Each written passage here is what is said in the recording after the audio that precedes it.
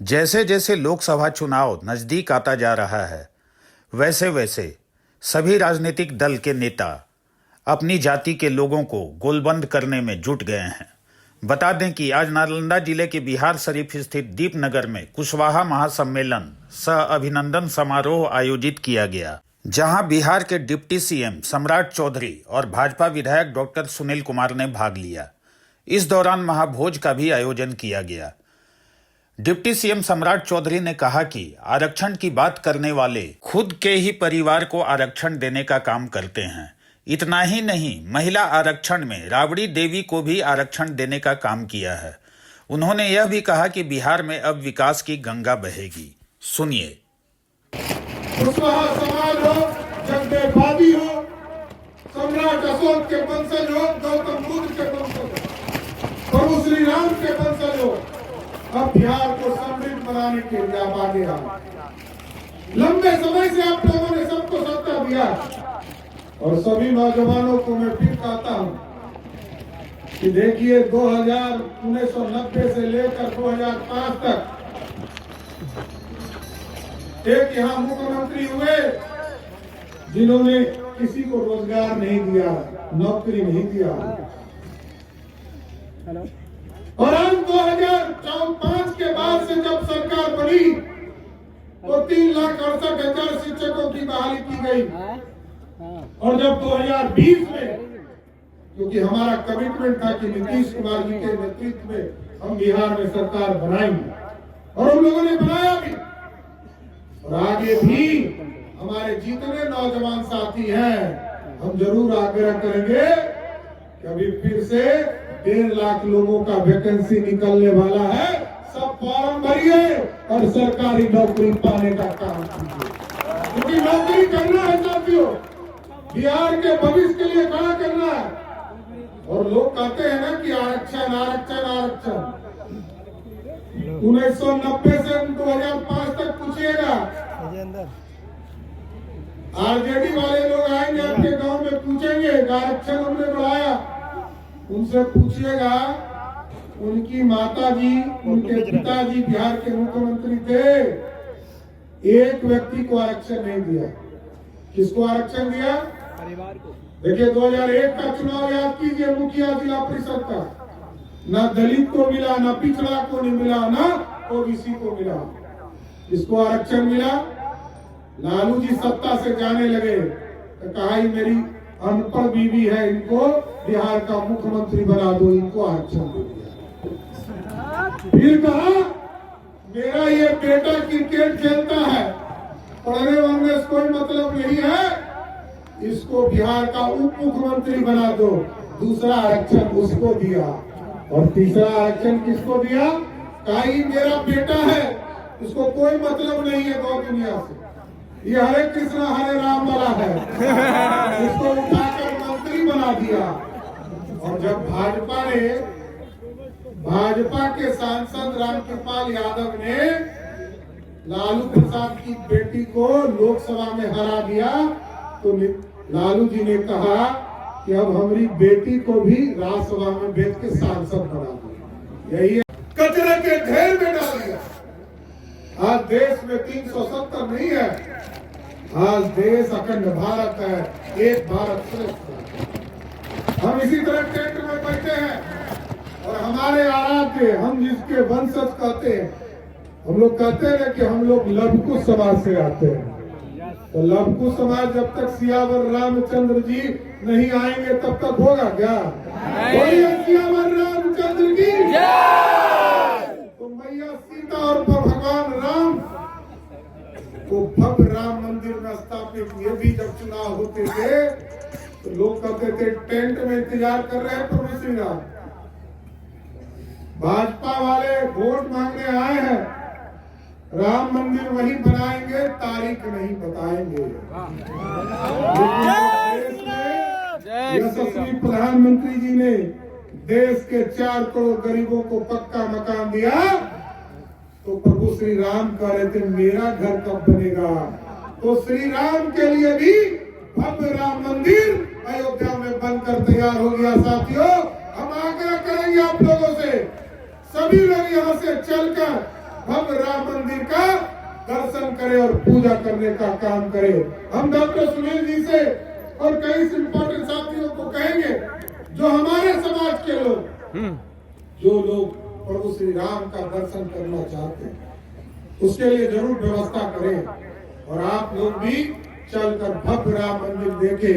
हमारे पूर्वज, अब तो उत्तर प्रदेश ने एक तरह से प्रभु श्री राम का भव्य मंदिर बना दिया साथियों, लेकिन मैया सीता भी अधूरी है और ये बिहार माता जानकी का जन्म स्थान है। हम लोगों ने संकल्प लिया है, माँ सीता का भी भव्य सीता मंदिर हम लोग सीतामढ़ी में बनाने का काम करेंगे। सकता है वो सिर्फ भटवड़ों के भावनाओं के साथ खेलता है। कोई समर्थन किसी दूसरे जाति और समाज के लिए नहीं किया, अपने लिए किया, अपने समाज के लिए भी कुछ नहीं किया। और आप समझिए कि जब लालू प्रसाद जी सत्ता में थे, मुख्यमंत्री थे, तो चारा कौन खाता है? गाय भैंस खाता है। और उन्हीं के समाज के लोग ज्यादा गौ पालन करते हैं और चरवे खा गए लालू जी, यही है ना। और मुख्यमंत्री थे तो चारा खा गए और रेल मंत्री बने तो सरकारी नौकरी खा गए, यही है लालू प्रसाद। तो साथियों, अब आपको सोचना है कि आपके दो भाई यहाँ पर बैठे हैं और हमको अभी दिल्ली भी जाना है साथियों। ये आपका स्नेह प्यार था जिसलिए आज बिहार शरीफ और नालंदा की धरती पर आने का मौका मिला। लेकिन जगदेव प्रसाद सिंह के सपने को साकार यदि करना चाहते हैं, बिहार को यदि समृद्ध बनाना चाहते हैं, क्योंकि मैं जानता हूं बिहार में माफिया, बालू माफिया, शराब माफिया और जमीन माफिया, इसको छोड़ा नहीं जा सकता। ये एकदम स्पष्ट रहिए, इसको किसी भी कीमत पर नेपाल भागना होगा, नहीं तो गया में पिंडदान शुरू होगा।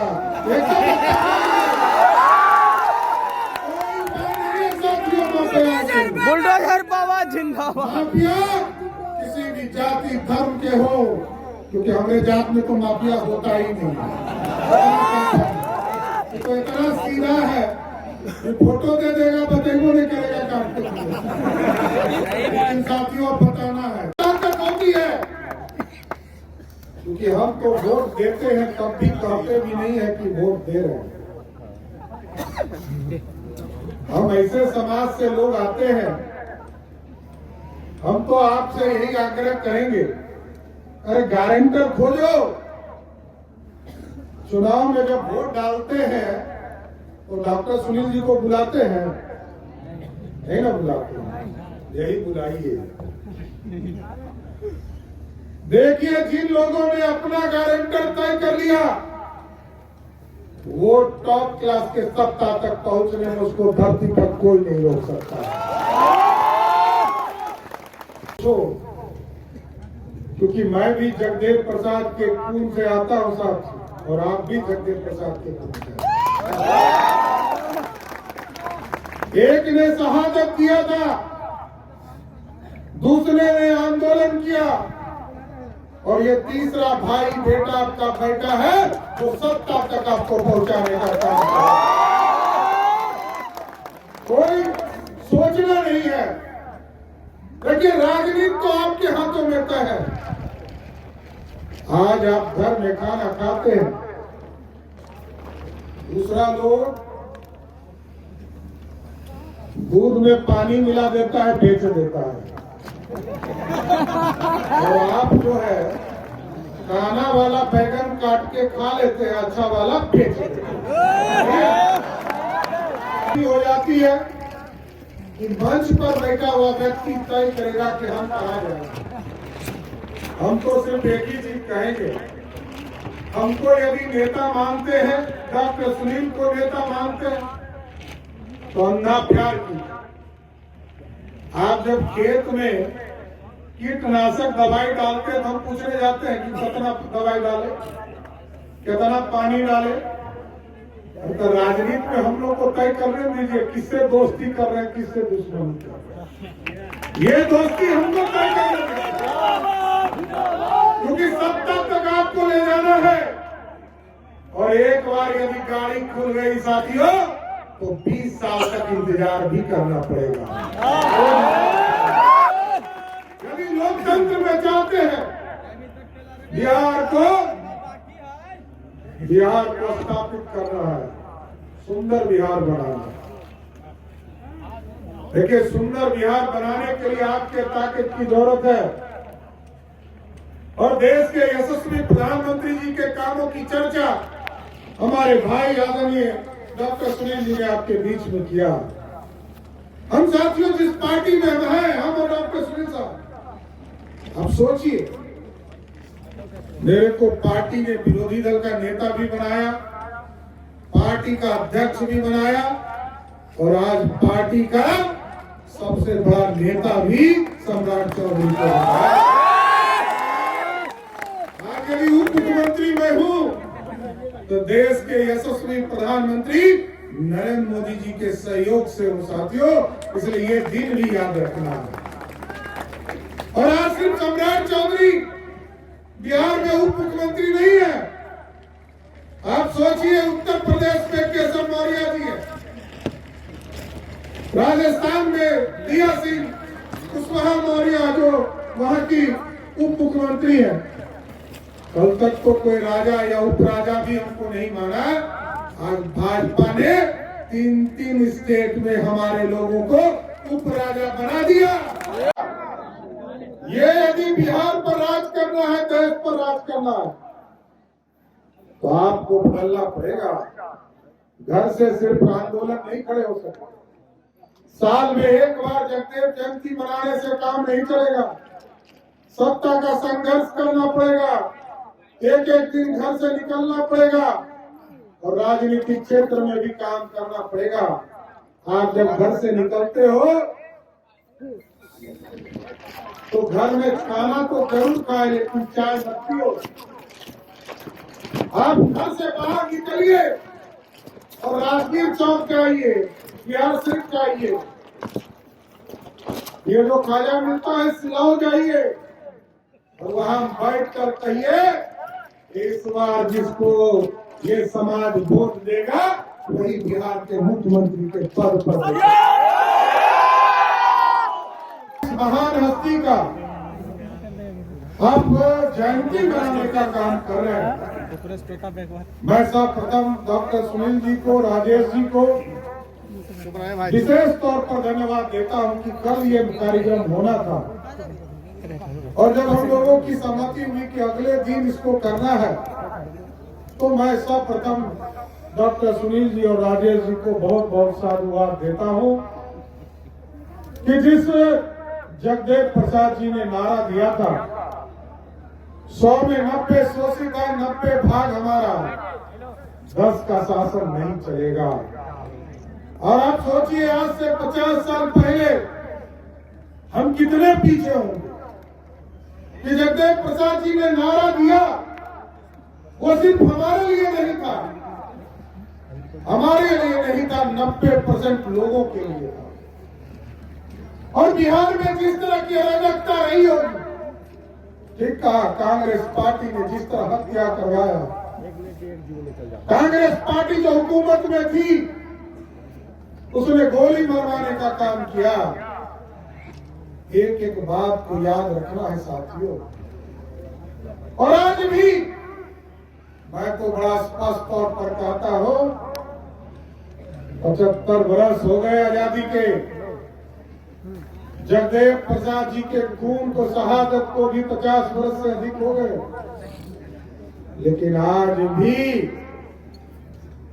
समाज में सामंत रूपी लोग बैठे हैं और इस सामंत रूपी बैठे हुए लोगों को यदि खत्म करना है तो लोकतंत्र के माध्यम से उनको उखाड़कर फेंकना होगा साथियों।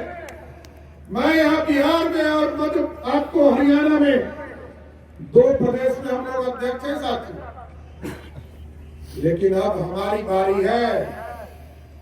2024 में ऐसा प्रण लीजिए, क्योंकि भारतीय जनता पार्टी तो एक कमिटमेंट वाली पार्टी है साथियों। लंबे समय से हम बिहार की राजनीति में है साथियों, कई बार मंत्री बनने का मौका मिला, लेकिन मैं देखता हूं जो कमिटमेंट भारतीय जनता पार्टी ने कर दिया उससे पीछे नहीं हटता। और उसका उदाहरण है भारतीय जनसंघ के लोग बिहार में घूमते थे, लोग कहते थे नहीं चलेगा दो विधान, नहीं चलेगा दो निशान, नहीं चलेगा दो प्रधान। कहते कहते भाजपा और जनसंघ के लोग कितने लोग चले गए, लेकिन 70 वर्ष तक हम याद रखने वाले लोग हैं। और जब सत्ता में आए नरेंद्र मोदी जी 2014 में, वही 370 जो आज से 2000 वर्ष पहले सम्राट अशोक के लिए पंडित चाणक्य ने देखा था, अखंड भारत का सपना, उसको साकार भी नरेंद्र मोदी की सरकार ने किया था। जुड़िए हमारे चैनल से और लेटेस्ट अपडेट के लिए हमारा चैनल सब्सक्राइब कीजिए और बेल आइकॉन प्रेस कीजिए।